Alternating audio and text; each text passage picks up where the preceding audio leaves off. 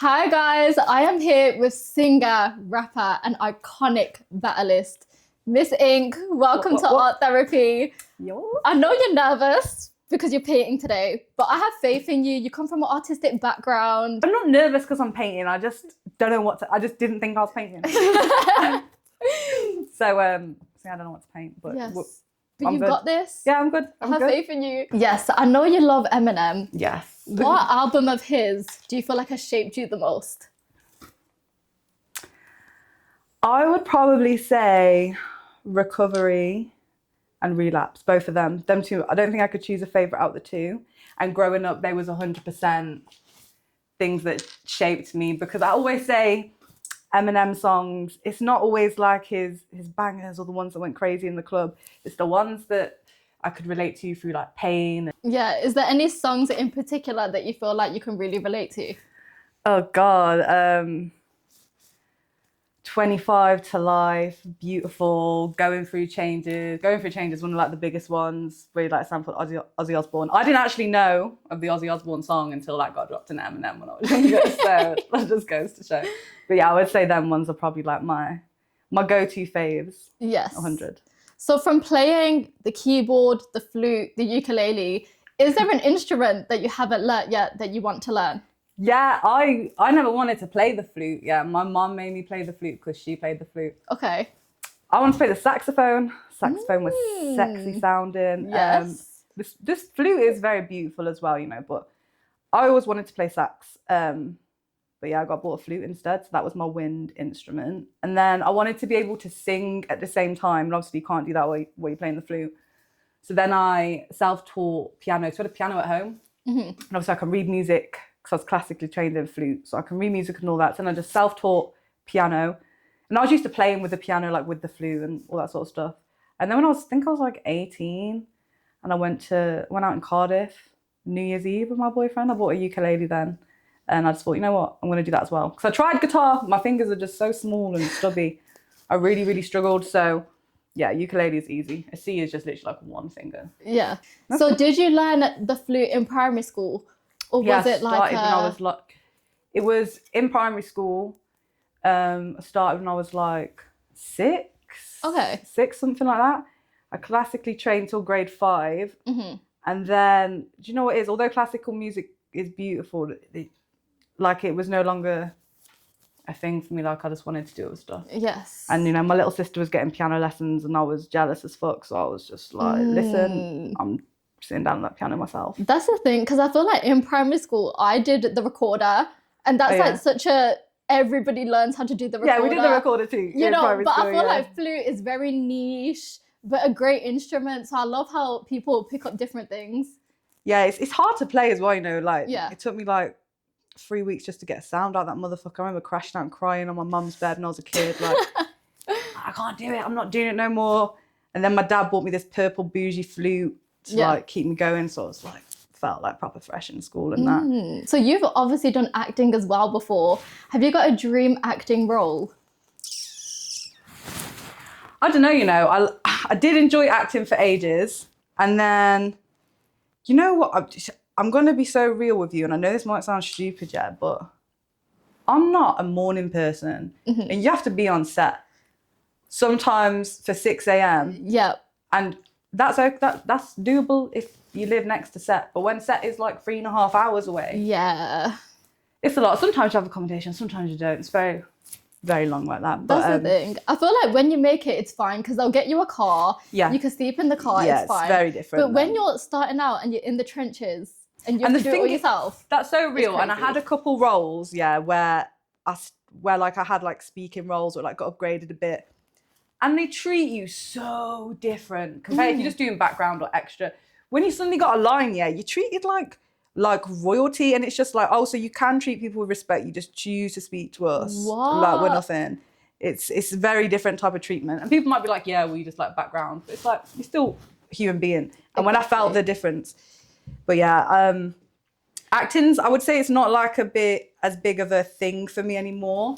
It's because I'm not as passionate about it, and I am passionate about it, but I'm not passionate enough that I would do whatever for it. But I am with music, and I've always been like that with music. Yeah. So in regards to like a dream acting role, It would have to be something, I think, where they'd want me for me. Like, they'd want me to play me, if that makes sense. Okay, got you.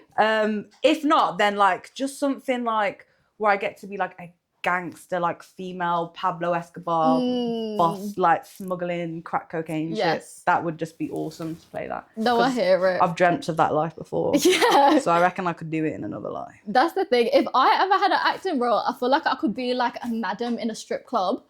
Nah, like, I would love that. I actually see that as well. Like, yeah, because I feel like that role is more so for like older ladies, like they're taking care of the girls. But I would love to do that.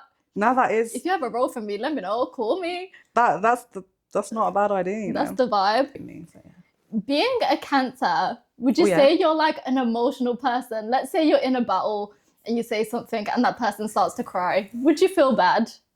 Nah, no, not in like a battle, because like you know what you're fucking signing up for. You know what I'm saying? Like, I think that's pretty weak. Yeah. I would say if you, what I'm trying to say, if someone else has the power to make you like emotional over what they say and stuff, then you shouldn't be stepping into that environment anyway. Yes. You can't have an emotional head when you go into that sort of thing. Do you think there's like, when you're going into a battle, there's lines that you shouldn't cross? Like, is there certain things that you would never talk about? Or is it, you can say whatever? Yeah, I'll say whatever the fuck. Because crazy. Quite frankly, I would never want to not say something and then they're going ham and I'm like, well, I held back for this. Like, no, that is true. Like, nah, if you're both stepping in, you know that they're going to try and do like their worst. So you just do your worst, but in your own style. But would you say you're emotional because you're a Cancer? In some, yeah, I mean like, yeah, 100%. Like, I actually have emotionally unstable personality disorder. Okay. So I am very emotional, but at the same time, I'm very trained. So like, I can control. Do you know what I'm saying? I see rage and emotion. It's very sacred energy. It's very powerful. So I'm very careful about who I just hand that over to. If that makes sense. But yes. That is so fair. Do you know what your like big three is? So like your sun, your rising, your moon. Yeah, I mean, do you know what? Star signs and all that, I always go back and forth with them. When people say like, what sign am I? I like to say that I'm just a sign from God. But yeah, if you want to know what they are, that when I used to be like a star signy, crystally girl, I was Sagittarius rising and Virgo moon. Okay, so all the people that are into that, they can analyze now. They have the answer and they can analyze like how that's part of your personality. There is truth in parts, but I feel like it's, you know, when you seek the answer from your horoscope rather than seeking it from deep within you, I feel like that's where you go wrong, where you put it above, like you give it power. Same with crystals. I still have them in my house. But you don't catch me doing anything with the crystals. I just admire them as a work of God's art now, you know what I'm saying? Yeah, I never 100%. give the power to the crystal. Because I feel like a lot of people will argue like, oh, you shouldn't say the universe, you should say God. I kind of view them as one and the same. Like, I worship God, I respect God, but I see it as the same thing. Would you say it's like two separate entities to you? No, so I went back and forth on this for a while. Like, when I first did DMT and I discovered the universe, you know, I ran wild in it and I got a bit chaotic in it. And that's when I was starting to slip down this whole giving my power to external things. When you realise that the power is inside you, God's inside you, and that's exactly what I believe Jesus was trying to tell everybody. Go inside, it's all inside. Yeah, I think we're all the universe just having a human experience in a different way, and we're all interconnected because we're all God. Like, God's within all of us. Yeah. You just got, the answer to everything's inside you. You just have to go deep enough. Basically, that's what I believe anyway. So in regards to like preparing your bars, what would you say that process is like? What, for like battles? Yeah.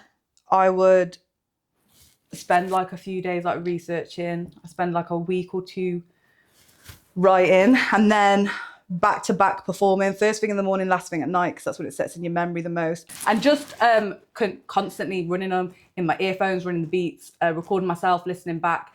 Because when you write bars, you have like a lot, if you watch a lot of the battle rappers as well, this is how I know some of them don't practice enough. Yeah, this isn't disrespect either, it's just genuine.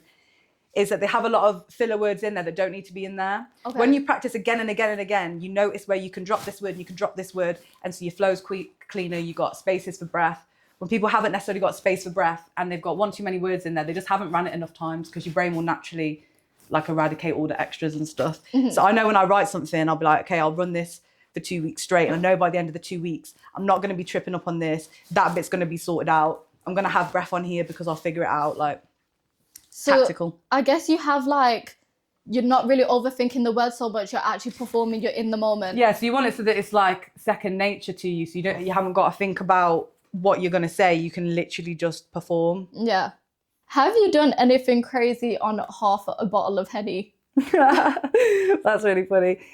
Nah, not like, do you know where the half drunk bottle of Henny, that even came from? I literally just like turned around one time when I was driving and I said we'd been out one night in Brum, some people, and it wasn't even mine, it's been left in there. And there was like a half drunk bottle of Henny. And so I texted and said, oh, there's a half drunk bottle of Henny left on my back seat, like basically whose is it? And I just really liked it, so I just wrote it down in notes because I liked the way it flowed off the tongue. Yeah. And then later put it in a song. That's how a lot of phrases work. I'm really not liking what I've done. I might not reveal this to you. Okay. No, you have to at the end. I don't know. How would you say like your process in music has been so far? Like your journey's been? I would say very chaotic, like inconsistent at times, and just like real, like you listen to my songs and you can hear how my sound changes as I'm going along and constantly like working on stuff and developing like my sound and who I am. There's a lot of songs I don't even like listening to anymore, so listen to it and I'm like, ew, the fuck, what is that? Yeah. But I think that's just part of being an artist. I go through a lot of phases of like writer's block, but I've come to learn that all you need to do is just like live. Like when I've got a writer's block, I just need to get outside and live and experience something, have a bit of a rush, have a bit of a hit. And yeah. So what was your favourite childhood movie? My favourite childhood movie, I would probably say Iron Giant because his message was souls don't die and I loved that. What is your death row meal? Starters, mains, desserts? Maybe for like starters, I'd probably have a big like fruit salad, all my favourite watermelon, white dragon fruit, mango, that sort of stuff. Okay.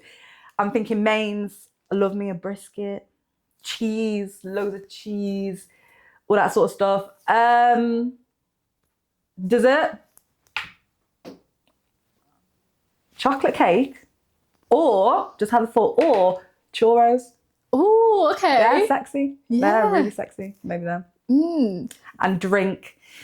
Not a Fanta fruit twist. Nah, because I can't even drink Fanta fruit twist anymore. I drank it like every single day and I was doing fruit twist and over it. Same with when I did Maggie in my hand. I rarely drink a Maggie now because it's overdone. I had a Maggie in my hand like every day for 3 months doing promo. So yeah, it's over it. It would definitely be like a Red Bull because they are just like, I know they're horrific for you, but they are my guilty pleasure.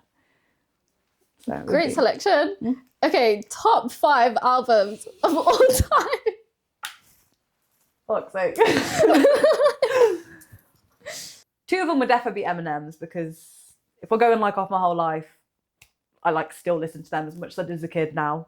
The same Relapse and Recovery. Can't give you 5 albums, but some other artists that I do listen to, Singing Diverse, US Russ, Honest Av, I love him.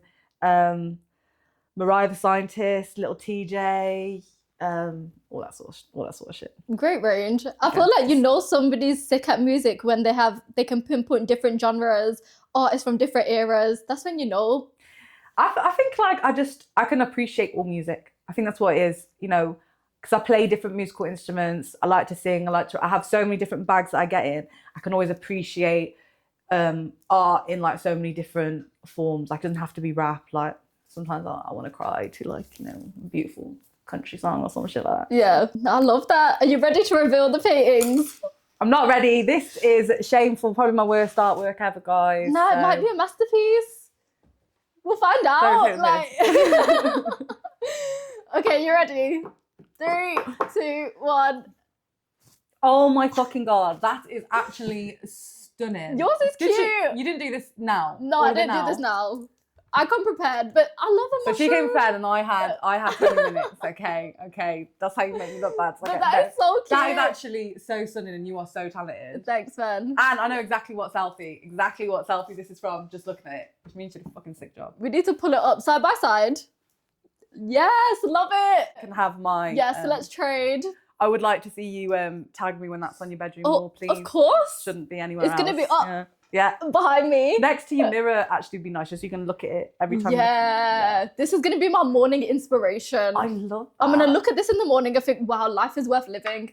I love that. Do you know what? It's always good. It's always good to leave people feel inspired with my art. Exactly. No, but for real, you're so talented. Thank you so much. That's incredible.